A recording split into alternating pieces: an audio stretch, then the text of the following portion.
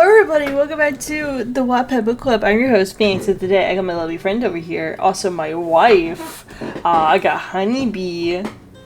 Hello, wife. Hello. May I just say, I love your profile picture. I saw you recently changed it, and I haven't had the time, have a right moment to tell you that it's beautiful, so now's my chance. Thank you. Dear friend Leslie has made it for me. Oh, that's perfect. Yes, we all match, me, Leslie, and Elf. It's beautiful. Thank you. Is Elf still Hatsune Miku, or did he actually change back? Great question. No, he changed it back. Damn it. We gotta bully him. I actually did mean to change back into the B before this, but too late now. No, that's fine. I mean, my profile picture changes all the time, so... At least you're not Terry Taro anymore. Yeah. You say that like it's a bad thing. Yeah, it was a bad thing that you were him. My pronouns are he, but not him, because I'll never be.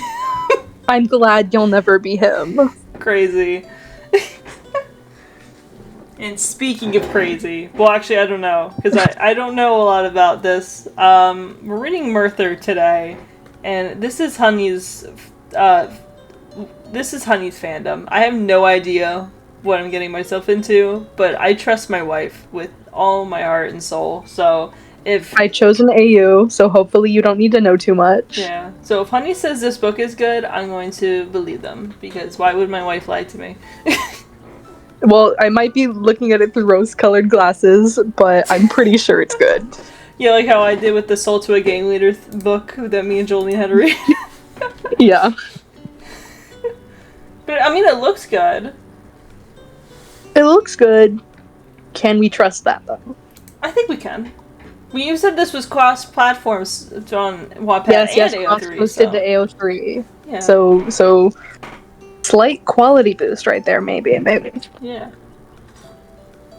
Well, it is label complete, so we won't get, blue-balled by anything that happens in here, which is awesome. Mm-hmm. It's also labeled Boy X Boy. Oh, I love seeing tags. It feels refreshing. That must be because it's cross-posted to AO3. Yeah. Alright, it's label complete by Merlin Flowers, and it reads, and I quote, "Why did you ever tell me? You'd have chopped my head off," and then a little bit of squiggles. "The search for the great sorcerer, fumbling. Emrys has begun, and author will stop at nothing until he is found and killed. How is he supposed to know the country boy he met in the lower town was exactly what he was searching for? 41k plus words. Also available on AO3. My username is Falling Flowers on there." I mean, this looks delicious, and it's oh my god, this thing's at least 8 years old, 9. Oh my god. Merlin is an old fandom. If you say I don't, like I said, I don't know anything. I'm going into this blind, but I am fully on board with it. I like experiencing new stuff. Indeed. I hope you enjoy it. Yeah. Let me read the description real quick. Oh wait, was this... Oh, it's just copied over again. Never mind. I hate myself for this, but hey, I literally got nothing to lose, so shrug gift. Dev. Alright, Dev, let's see what you got. Alright, let me grab my coin. My beautiful, beautiful coin. Oh god, I'm gonna lose again. Do you want to go first? No, I always want to go second. Okay. It's my goal. Alright. But the coin still has to happen. Yeah, do you want to be heads or tails to go first? I want to be tails. Right. Miles per hour. Alright, tails. Please. I'm manifesting tails for you. Oh, manifest heads. Alright, my bad. I already blew on it. No. I'm so sorry. It's tails. You can tell from your laugh. Sorry. Oh well. Okay. Chapter 1. This 100% has nothing to do with canon, so keep that in mind. I haven't written a fic of any type in about 4 years, so here we go. Also, it seems I'm very bad at keeping people in character. Expect some OOC. Oh, me okay, too, girl. Thank you, author. I must find him. I must find Empress. Arthur had been on the search for the notorious sorcerer for months, only to come up empty-handed every single time. Whenever he was seen, he would disappear. Okay, stop fighting me. Whenever he was seen, he would disappear, even before the warning bells could be rung, leaving Arthur even more frustrated than time before. It felt almost as if the man was playing with his head. Also, Arthur is the prince of Camelot. Okay, so he's like royalty. Sure. He's royalty. Okay. Yeah. So and magic is illegal in this kingdom. Okay, so this Emrys person that he's looking for, is he like some like magical sorcerer that he needs to kill? Emrys is the most powerful sorcerer of all time. Oh, okay, word. Word. Okay. Where was I? I don't know. It felt almost as if the man was playing with his head, waiting for Arthur to go mad so he could swoop in for the kill. Adding to all of the frustration, he had no idea what Emrys even looked like, as he wore a variety of disguises to mess with the guards and Arthur himself. Without knowing who she really was, there was no leads on how to find him. Therefore, he could have been within the castle at this very moment, and Arthur would know no different. If only there was some way to draw the sorcerer out of hiding. Sighing, he leaned back in his chair and wondered exactly what a sorcerer would be looking for in Camelot, besides an opportunity to slay the king, which Emrys had thoroughly avoided. There seemed to be no reason any magic user in their right mind would step foot into the city. There had to be some type of motive, but even if there was, why was he still in the city after so many months? Wouldn't he retrieve what he came for, then leave? Wait a minute. If he has no idea what this guy even looks like, how do you know he's still in the city? That he needs to fucking leave. He's just like assuming he's still there because in in canon, there's always like a sorcerer like going after trying to kill either Arthur or the king. Like that's the thing. Okay. And Arthur's father, the king, is like very much, if there has been a sorcerer sighted, he will stop at nothing until they are dead.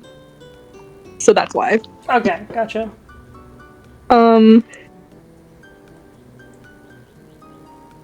Thinking about it made his head hurt. That there was nothing he could possibly do to catch the sorcerer. He decided to stop for now, as there was a meeting with the Knights of the Round Table in a short while, where they would surely breach this subject of Emrys again. I don't know if he's the king or the prince right now, actually. We'll find out. Yeah. He closed his eyes and leaned back into his chair, enjoying his few moments of peace and quiet. Letting out a deep breath, he tried to forget about the fact that there was a crazy sorcerer running through Camelot at this very moment. Needless to say, he failed. Eventually, he was called from his chambers to attend the meeting, where the members droned on about patrols in the surrounding kingdoms and the state of the food stores. It was all very bland and boring, and while Arthur looked around as Leon spoke, he could tell the rest of the knights thought so as well. He figured he ought to put them out of their misery and put his hand up to address to Leon that he should stop speaking. "Yes, sire?" Leon asked. "While the state of the stores are important, Sir Leon, we must address the more important matter at hand, which is the sorcerer Emrys," Arthur began. "He has consistently been evading capture, going on 3 months now, and we must put a stop to this. It's obvious that he has some type of plan to cause harm to Camelot, as all sorcerers do, and in order to capture him, we must find out what he is doing. Now, have there been any sightings in the past day?" "Yes, my lord," one of the knights spoke up. An old man was seen to be levitating a bag behind him as he walked in the lower town, but before he could be turned in, he vanished. "Alright, what about the time before that?" Arthur questioned. "A person in a cloak was seen lurking late last night in the lower town, possibly practicing sorcery. The witness does not have any specifics," another knight said. "Alright, before that." "My lord," Gawain started, but he was cut off by another knight. "There was mead stolen from the tavern, but there was no evidence of anyone having been there, as if they were never there at all," Lancelot stated. "My lord," Gawain said, "what do any of these sightings mean to the search? They provide no evidence on who the sorcerer Emrys is, nor do they tell us what he's after." "Yes, Sir Gawain, that is true. But what do all these sightings have in common?" Arthur turned to ask the entire table, but was faced with silence. He looked around him and at the knights as they avoided his gaze in favor of looking either down at their feet or up at the ceiling. Standing, he slammed a fist into the table to draw their attention back to him. "Do none of you see the connection between these instances?" He scolded, then he sighed. "They all have occurred in the lower town, and there has been no threat. He, as far as we know, has not stepped foot into the citadel. Which means he's not after you, but something to do with in the lower town, Leon supplied. Exactly. We must find out what he so desires that could be contained there. This is so hard to read. Oh. On that note, it's such a wordy one. And on that note, we must adjourn this meeting, for I have some duties that need to be completed. If there are any complications, address them to Sir Leon, Arthur said before he stood and made his way back to his chambers, not looking forward to writing the speech he would have to give on the morrow at the feast. Yeah, I'm really glad that Leon from Resident Evil is on the case. I'm really glad he's here. Yes, it is definitely Leon from Resident Evil. Damn, this story just got good. Yeah. Okay, here we go. Merlin fell onto his bed and breathed heavily, trying to calm himself down from sprinting away from the guard. After he lost them, he teleported himself back to his home. This was getting tiring, running from sight every time he was seen doing magic. It almost made him want to stop doing it permanently. Almost. However, he would not have grown to be the person he was without the presence of magic in his life, so he would continue using it without regret. His mother had always told him to embrace his gift, so he did. In Ealdor, which is where Merlin is from, he would use it to help his mother or complete tasks for other people. It was never a secret there. He grew used to using it for the most menial of things. He always was looking for a way to make anything easier with the use of his magic. And he almost always found one, but his knowledge on the subject was limited. Without the proper education, he would never be able to use his powers to their true potential. His mother had always stressed that fact, wanting him to find some way out of their small village, one that she felt he didn't belong. He never told her that he felt he didn't belong there either, only that he would stay by her side as long as she needed him. Without him, his mother would live alone and be forced to do all the hard labor by herself, and he couldn't let her do that, not when she fell ill so easily. No matter how much she wanted him to leave the village and to move to the city, he could not bring himself to leave her alone. However, she eventually fell fatally ill and made him promise to her that he would move to Camelot after she passed. She left him a book of magic that had belonged to his father, one that she had kept from him all those years. It mildly irritated him that she had hidden it from him all those years, but it didn't change the fact that he was ready to learn all he possibly could from that book. After her death, he moved to Camelot. It was invigorating, stepping into the city for the first time. There was so much going on at once, so many new sights and sounds he had never experienced before. It was oddly calming, the busyness of the city. He knew magic was outlawed in Camelot, but he also knew that law meant nothing to someone who knew how to hide their magic. It was simple. If no one ever saw him doing it, he could never be found out. He quickly learned that city people were quite intrusive into the business of others. It made him have to disguise himself as he went out and practice other magic only alone in the night, where nobody could see him. Even then, he was somehow seen by people who just so happened to be around after dark. So, he just adopted the name people seemed to give him one day, Emrys, and went on his business. He kept himself hidden, but went to work as Merlin and went around town as Emrys. It allowed his normal life to be unquestioned and left him able to interact with people when he wasn't acting as his alter ego.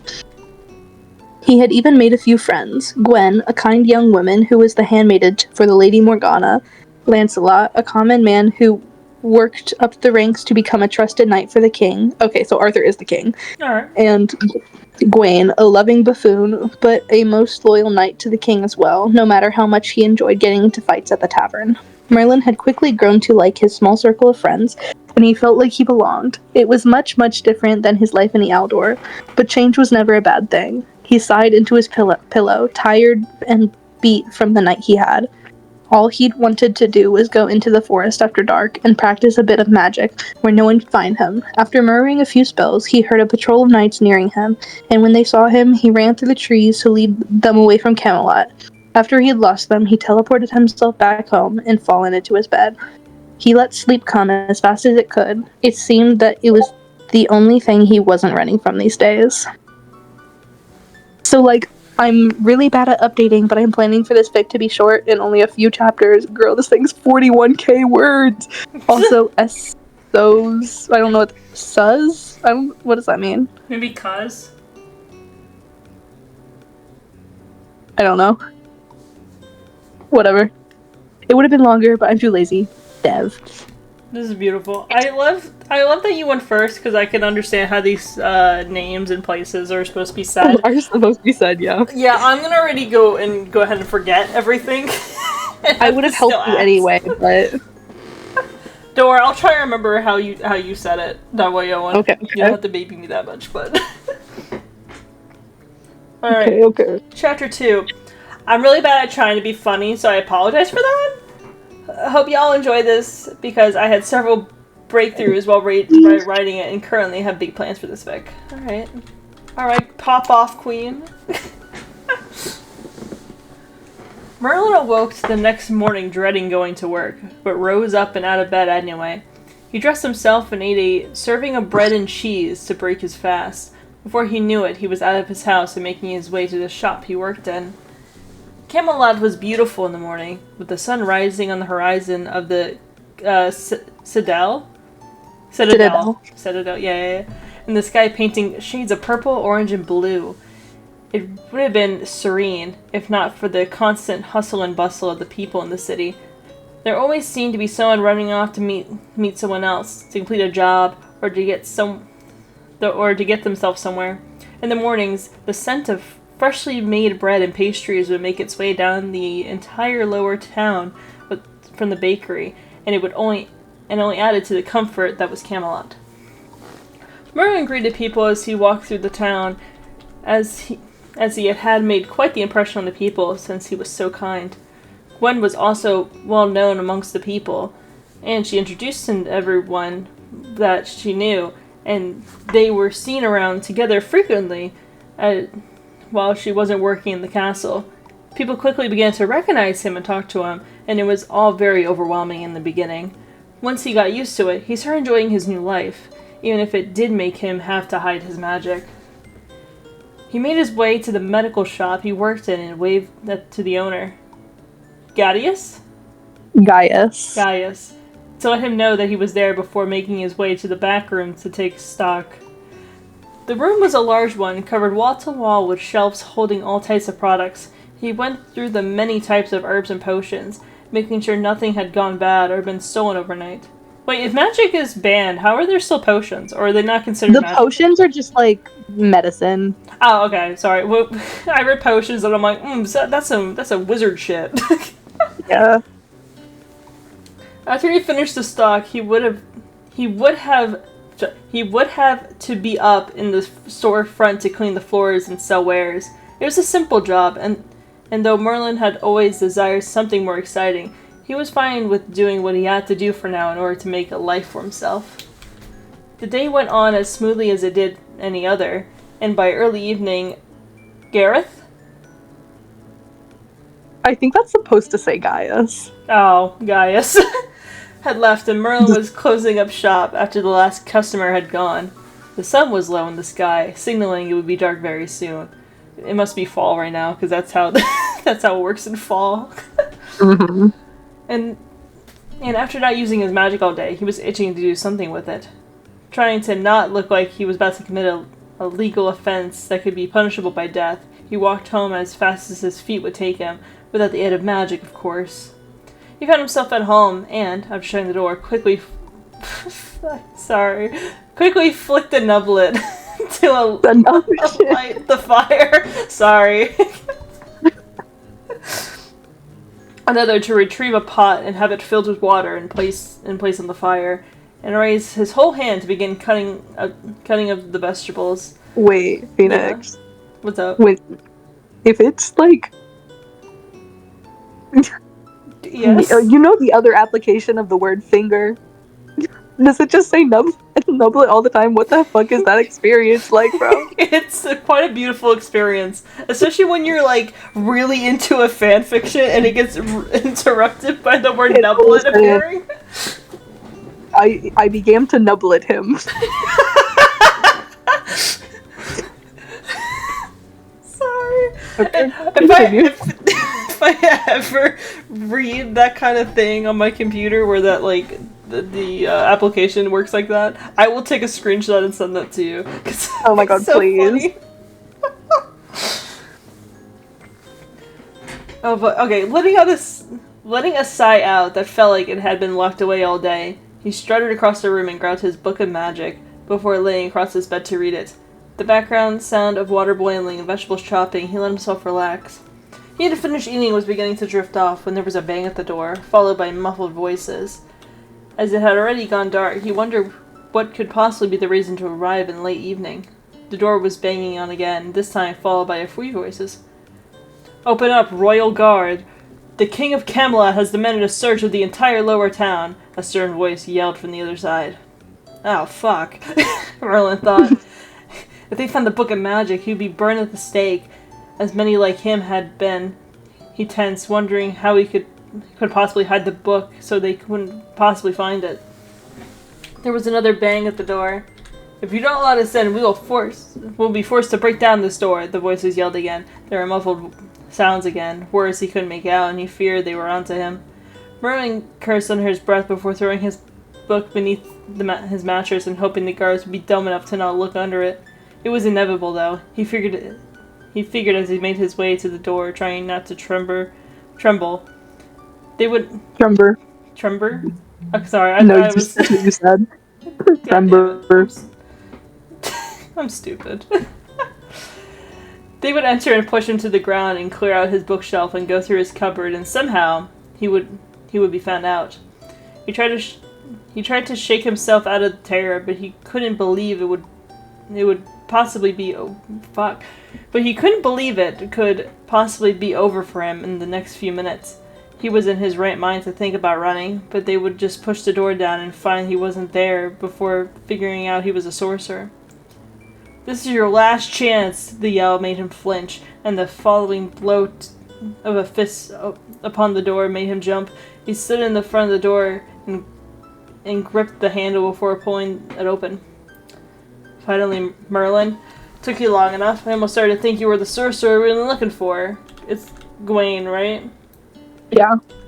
Gawain laughed in his face with Lancelot. Lancelot? Yeah, you got it. Yay. Following behind him as they lightly pushed him aside and made their way to Merlin's room, dressed in their armor and holding their swords. They made themselves comfortable in the chairs by the fire and looked at his confused face before Gawain began to laugh again. So you aren't searching the entire town?" Merlin asked once he found his voice. His heart was still beating like crazy after being faced with the anxiety the men's jokes had caused him. "Oh no, we are," Lancelot stated. "We just thought you might like us to stop in instead of some of the others. Since we know you're nothing near being a sorcerer." How do they know? Literally, it's happened so much in canon. It's always like, someone's like, "You're..." Because Merlin's Arthur's manservant, they're always like, "Your manservant is a sorcerer," and he's like, "Merlin, he's too fucking stupid for that shit." Yeah. He smiled and Merlin's heart soured. He was safe for now, but it didn't change the fact that if he hadn't known Gawain and Lancelot, they would have found his magic book and had him thrown into the dungeons, and eventually he would have been killed. What a comforting thought. "So, you still haven't found the sorcerer, huh?" Merlin stated. He sat rigidly on the edge of his bed, looking towards them. Even if they were his friends, he didn't believe they would believe them above turning him in if he was exactly who they were looking for. They hadn't known him for too long, and surely, as knights, they would be more loyal to their king than someone they only met a few months ago. Suddenly, the feeling of the book ramming in between his straw mattress and the bed frame was frightening, as if it was beginning to haunt him. I don't know why, I got like a flashback to some like short story where someone, like this man killed someone and buried him underneath the floorboards, and some other guy came in, but he was worried that the guy would hear the heartbeat from underneath the floorboard. You mean the fucking Edgar Allan Poe? Yeah, that. I don't know why that reminded me of it. Like he could they're gonna hear the book doing that. Yeah. Like it's actually gonna like do the weight of his sins or whatever. Yeah. Yeah. I didn't know what it was talking about. I've never read it, but I have heard about it. Yeah. We haven't had any luck yet, but we never will since the sorcerer is so bloody good at covering his tracks. All the evidence we have are sightings from people saying they've seen someone doing magic. What if they're lying? Arthur hasn't been consider taking it into account. Lancelot rammed Gawain in the stomach with his elbow, causing him to grunt. Merlin stifled a laugh. Thank you. Don't badmouth the king while he isn't around, Lance scolded. You shouldn't even be badmouthing the king in the first place. You'd have your head for it. Yeah, well, he and his self-righteous arse particularly need... British people? British! Need my head to save his, so... Gawain trailed off. Lancelot gave him a pointed look. It's a wonder you've lived this long, Gawain, freely insulting me when I'm not around. Do you know treason is punishable by death? Merlin's throat suddenly felt constricted. The king of Camelot was standing in his door. Now he was stepping into his room. Then he was standing in front of Gawain and Lancelot. Merlin gulped. The king was wearing his armor as well, showing that he was part of the search of the lower town as well. I was a blessing he hadn't come here before Gawain and Lancelot, for if he had, Merlin knew he would have very quickly understood what death at hand of the king felt like. Sire, my lord! Gawain jumped up and out of his seat. He bowed deeply to the king as if it would make up for the words he had just said. The king just raised an eyebrow at him, not convinced of what Gawain was trying to accomplish. Lancelot rolled his eyes. You two are meant to be going around like the others and conducting searches, not... Ah, fuck, I know this word. I believe in you. I give up. Fraternizing. Fraternizing with the peasants. Oh, damn, I didn't know we were a peasant. Well, yeah, Merlin is. Nah. Lancelot used to be. Oh, word. Arthur explained. He had made vague gestures towards Merlin as if to support his point. Lancelot stood up and pushed Gawain to the side as if he was facing the king. So he was facing the king. He took a slight bow for speaking. We apologize, my lord, but after we had finished conducting our search here, we decided to have a chat with our friend here, Merlin. Lancelot said, and Merlin made a mental note to thank the high priestess of the old religion for supplying him with such a friend. He had not only trusted him and strongly believed he was not the sorcerer, but also just lied to royalty for him, two actions that were possibly punishable by death. Granted, Lancelot didn't know that Merlin actually was the sorcerer in question, but the sentiment still made Merlin feel good. The king pointedly looked around the room, clearly seeing that there was no evidence of the mess of a search in it. He stared Lancelot down, as if threatening him to lie to the court again, but Lancelot just stared back at him, unrelenting. Unrelenting, thank you. Their contest seemed to go on for ages, neither one of them desired to give up. The king eventually broke it off first, and there was an inch of a smirk on Lancelot's face, knowing he had won. After that, the king looked at Merlin before taking a few steps towards him, which caused Merlin to scramble up and off his bed to take a bow. He rose to come face to face with the king, who sought after his own death. Made his heart do unspeakable things. Gay ass. Gay. Or he just scared for his life, whatever. Yeah, potato. Potato potato. The king looked him up and down, as if addressing his sense of fashion and deciding whether he could possibly cause any harm to the city, and by extension, its people. He came out empty and proceeded to take a step away from Merlin in order to glare at his knights once again. Afterwards, he looked to Merlin and gave a brief nod before exiting his home and shutting the door. His bright red cape lightly flying behind him. What a prat, Merlin said. Gawain and Lancelot proceeded to laugh harder than they can recall. I really like how this ended, actually. Wow. Please vote and comment because I see that stuff and I like interacting with you guys. 65 comments on what a brat Merlin said. Insane. He says that in the show, like, all the time. Alright.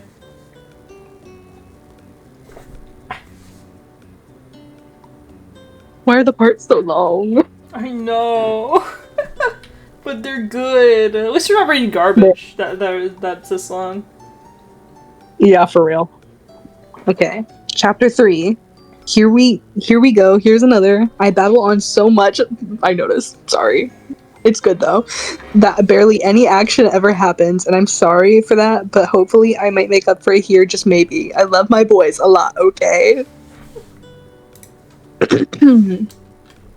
Arthur ran a hand through his hair and leaned back in his seat. He stared at the parchments on the table in front of him, unable to concentrate on what was written on them. His mind refused to pay attention to the topic at hand, and instead kept thinking about the sorcerer, who was just out of his reach.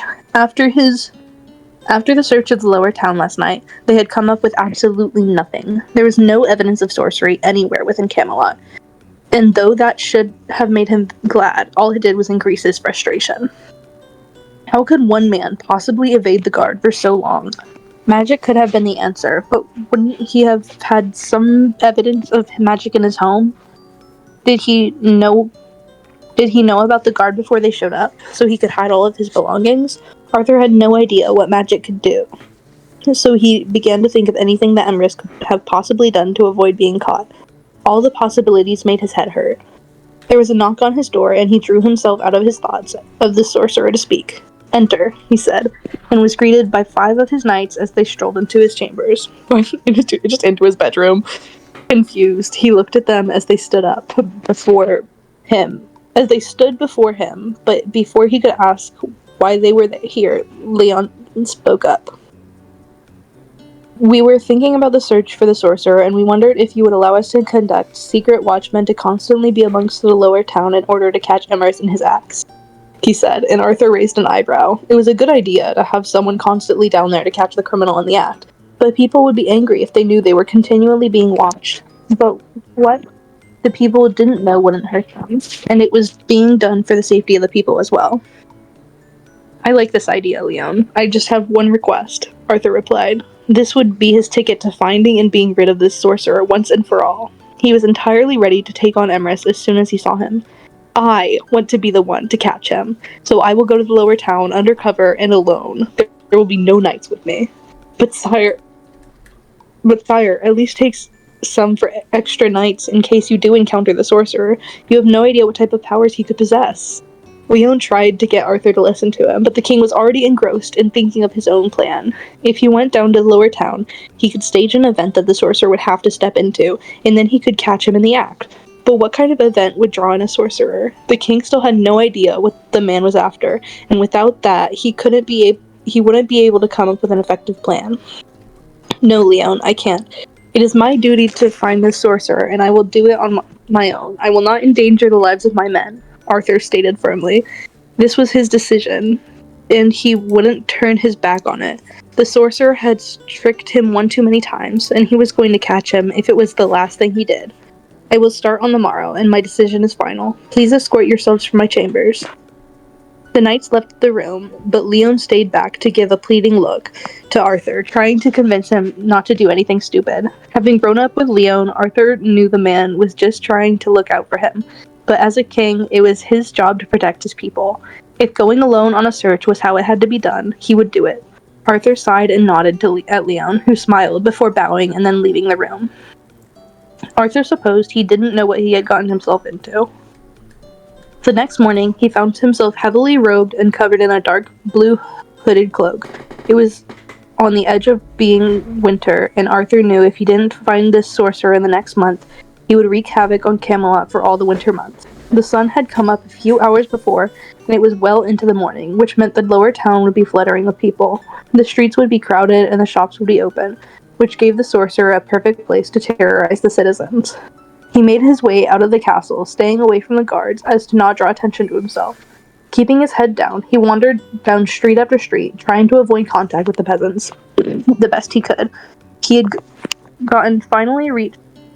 had finally reached the main square when he could stop. There were crowded shops and the bakery was open, along with the open-air market. The people bought and sold things from one another, and the amount of talking that went on created a sense of white noise in the background for Arthur.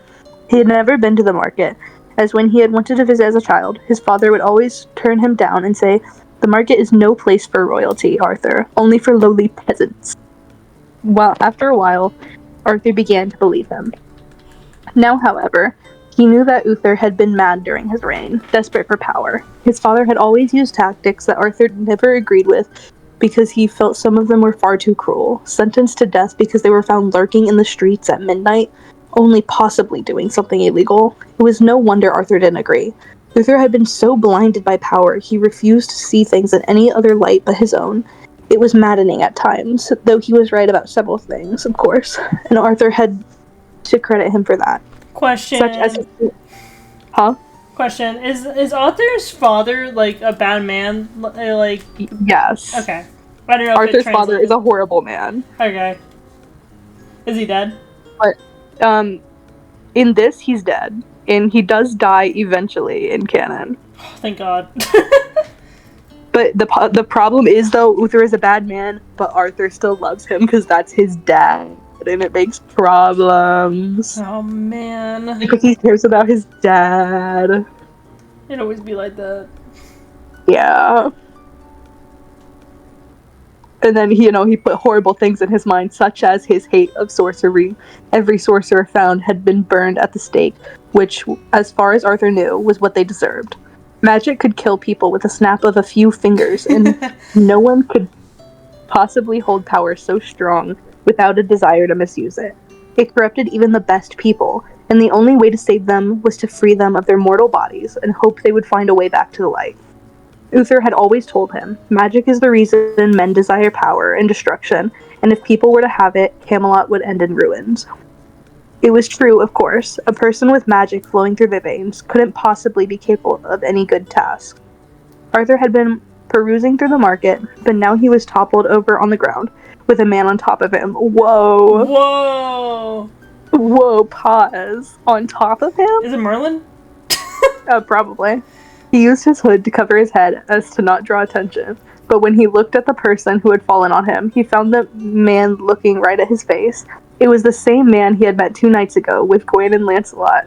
After making eye contact, the man's face quickly turned a bright shade of red. "My lord," he said, and Arthur's eyes widened before he pushed the man off him and stood. With the man following suit, he turned to leave, but his arm was grabbed and he was spun back around as the man looked at his face. He started, but Arthur stopped him by placing a hand over his mouth and swiftly pulling him into an alley, away from the peering eyes of the market-goers. His hand was wrenched away from the man's mouth, and a look of disgust was placed over the man's face. "What the hell was that for?" the man said. His eyes alighted with anger.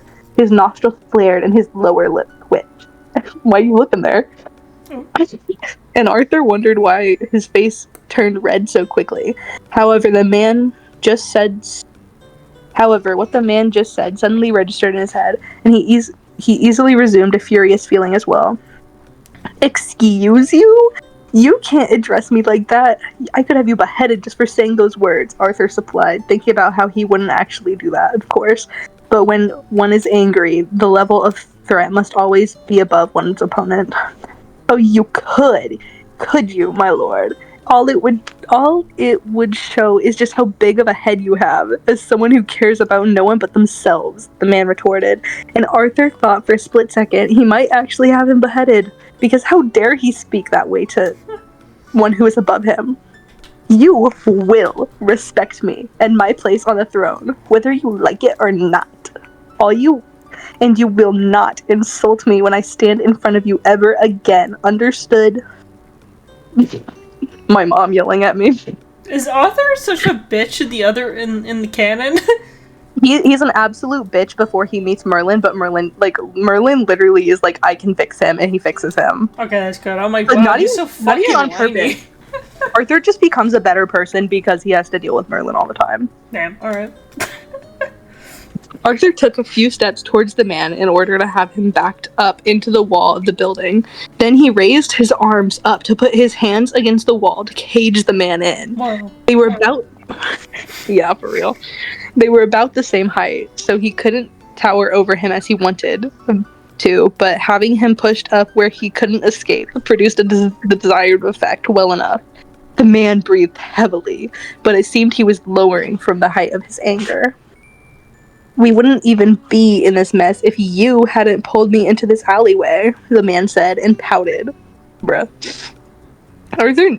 Arthur noticed his lips were dry and cracked. Once again, what are you looking there for? Oh, wait, sorry, me reading ahead. But the edge of the man's tongue drew out of his mouth and licked his lips, making them appear even redder than they had before. I wouldn't have had to pull you into this alleyway if you hadn't tried to address me after you fell on top of me, Merthur retaliated, with the edge of his mouth rising into a smirk. I wouldn't have fallen on top of you if you hadn't been walking around aimlessly in the market. I mean, what are you even doing here? This is certainly no place for the king. And why did you freak out so bad when I tried to address you? The man asked. He seemed genuinely curious, but Arthur couldn't possibly let him know everything that was going on. I'm in town for a reason, and I don't want to be discovered, otherwise the people will try to get my attention and do things for me, and that is the last thing I need. Why do you think I'm trying to evade the people as much as necessary? Arthur responded, hoping he didn't give too much away. So, what's this reason? The man asked, now leisurely leaning against the wall, as if he hadn't been pushed into it unwillingly. Okay, wait, let me try that again. The man asked, now leisurely leaning against the wall, as if he hadn't been pushed into it unwillingly. There was a speck of a smirk on his lips. I can't tell you that, Arthur said. It's strictly royal business. Their voices had gradually gotten softer as their conversation had gone on, with the anger melting and being replaced by something Arthur wouldn't be able to name for the life of him. At this point, it was impossible to even believe he couldn't hear anything but his heart beating in his chest and the low voice of the man in front of him, but it was true. Oh, is it now? The man whispered, and not for the first time was Arthur drawn to the sight of his lips as they formed each word. However, their small bubble was broken into as they heard a yell nearing the alleyway. Merlin, it called. Merlin! It seemed to get louder as the person, a female, Arthur could tell, near them. He looked at the man's face in front of him, drawn to the blue of his eyes, the same color as the great seas of Meridor when the sun was at its peak. Suddenly, his face was closer to the man's than before, but before he could get any closer, the voice rang again, now upon them. He fell away from the wall and stood against the one adjacent to it as the voice finally appeared in front of them. It was Guinevere. Merlin, there you are, she said as she approached, smiling per usual. When the man, Merlin, it seemed, smiled back at her before stepping off the wall to greet her. She greeted him, but also noticed Arthur standing against the wall, who offered her a tight-lipped smile. He removed his hood to greet her. My lord, she curtsied. May I ask what you're doing in the town today? She asked, and Arthur shot Merlin a glance before choosing his words carefully. Oh, I'm sorry, Guinevere, I can't tell you that, he said. It's strictly royal business. Shut your bitch ass up. You think you're so cool. He eyed Merlin with a smirk, who looked back at him with his mouth slightly agape, before pulling his hood up onto his head and strutting away. Do you ever just screech, holy hell, how did I write that? Please vote and comment and let me know how I'm doing. Appreciate the feedback. Dev. Honestly, I do that too. I'm like, how the fuck did I do this? And then I tried doing it later and I'm like, fuck, I suck. For real. I'm wondering, do we have time to read one more? We're at 43 I don't minutes. know. 43? Yeah. Let me see if it's long. I think it's longer. Shit. Yeah, probably not. I don't know. Alright, we'll stop it here. We'll just edge everyone. We'll just edge everyone. I mean, we're really good at doing that, so... Yeah. All of our unfinished things. I still need to know what's happening with kisses and chilies, bro. Which one's that one? That one's the A Chained Heart. Oh! The Saw one. I can't even believe this all started with Saw. It's been so long. Where's Saw? Oh, maybe we'll get it. Maybe we'll get it this time. Yeah, that's my vote for the wheel today. That's my hope. Yeah. But if it lands on my choice, I'm gonna pick Saw. Oh, okay. If it lands on my choice, I don't know. Probably also some. Or right. actually, I might go back to Lily. Alright. Let's see what we got. Oh, Minecraft. Alright. Minecraft movie fanfic? Yeah, we're hoping for A Chained Heart. Yeah, there's also the Haley reader. Haley's reader. I forgot there's Dr. Robotnik X Agent Stone in here. Oh my god. Me too, I also forgot. Alright, start praying! Come on. Wait. No, go. Oh, yes! Yes. Oh my god. I can live with this. Good choice. Good result. Good result. Good choice. Alright. I thought I was about to land on Jack Frost Elsa. I was like, oh my god. That would be a fun read. It would be a fun read, but I'm like, the quality. Unless we find a good one. But that's for another time. Good ones. Probably. On Wattpad, though? They're gonna be cringe as hell, but you know what? It's gonna be our cringe. Our cringe. Yeah. If we get the cringe ones, we should just, like, choose a character to voice. Yeah. Do it like that. Oh fuck. I know the words I want to say. They're in my brain. We reenact it. Yes. Literally, we get little dolls. They're like, we like get like a Google slideshow and we like move our little PNGs and be the dolls. We can do that. I'll pull up like Canva and I'll put little images of people. Yeah. That's what we do if we get Jack Frost Elsa. Yes. That way it'll be a visual thing. Yeah, exactly. Yes. We stay winning with Haley Reader. Oh wait, but did you like the Merthur fic? I did. It was I was using my brain to like visualize things, and I think it came out across well with how the author wrote everything. So. Well, I'm glad you didn't not like it. Yeah, I like it. Awesome. Great. Where can I actually watch this show? It's on Tubi. I literally have a Tubi tab of it open right now. Crazy. Oh, now it's playing. You kind of like reimmerse yourself into the world before we started recording. Me, Jolene, and Elf have been watching it. Oh, lovely. Get in there anytime, Loki. Join us. Yeah. I got Elf yelling Yowie when it's like the most normal thing ever. I Yowie killed him for Merthur. At least you're doing it on me. I would have given him some like crazy shit. You would have given him fucking. I don't know what. I don't know what I. Hannibal. You say I would have given him a cannibal? No, Hannibal. Oh, I've never seen any of that. So yes, a cannibal. You would have given him a cannibal. That cannibal Yowie. Yeah, not really into that. I'd probably been like, here's a first good baby Yowie, and I would have given him fucking killing stalking. Oh my god. Fucking traumatized that little man. Hell no. Hell no. Hell no. I would have given him Mr. A's farm. Yeah, for like an all serious like Yowie, I probably would have given him something like the one I'm watching right now. I gotta remember the name of it. But it was so cute. It's this little high school romance and stuff. It's so cute. The dub is really funny. I did make him watch read a little Shonen Ai with me. That shit was peak. I was like, please, I said, read this with me right now. And we did. And he said, I think he enjoyed it. I think. You asked him later about it. He's like, actually, I really hated that.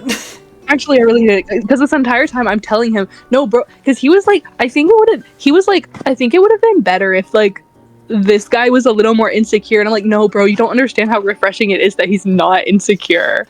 Like, because I started him on, like, a really good one that's not tropey, that, like, breaks the tropes. Yeah. But he didn't know that. He didn't know. He doesn't know the deep cuts. Yeah, he doesn't know he doesn't have the baseline. Yeah. We gotta educate them. We're so off topic. Yeah. I mean, it's on topic. We're talking about Yowie.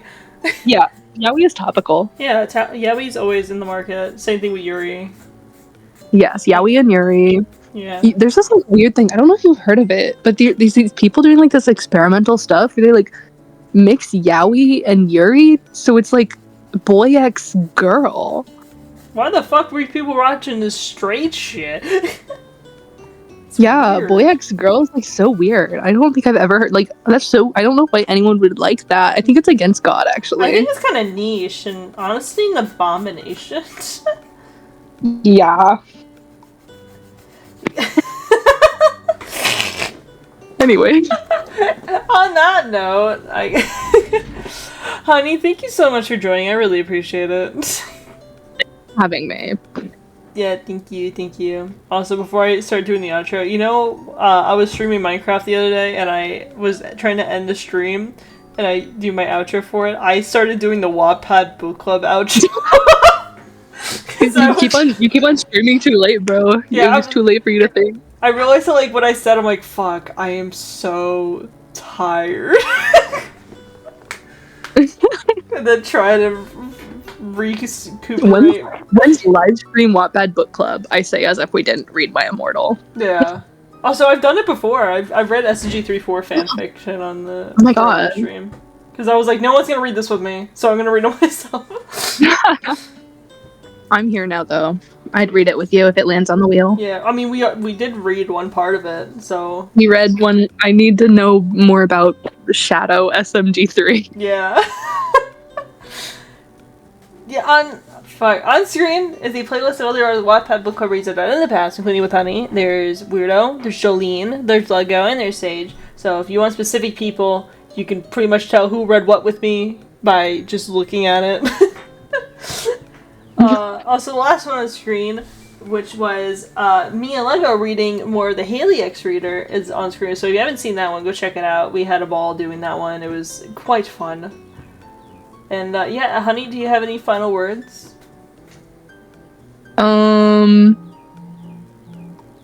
Do magic in the kingdom where magic is illegal. Well said. Yes.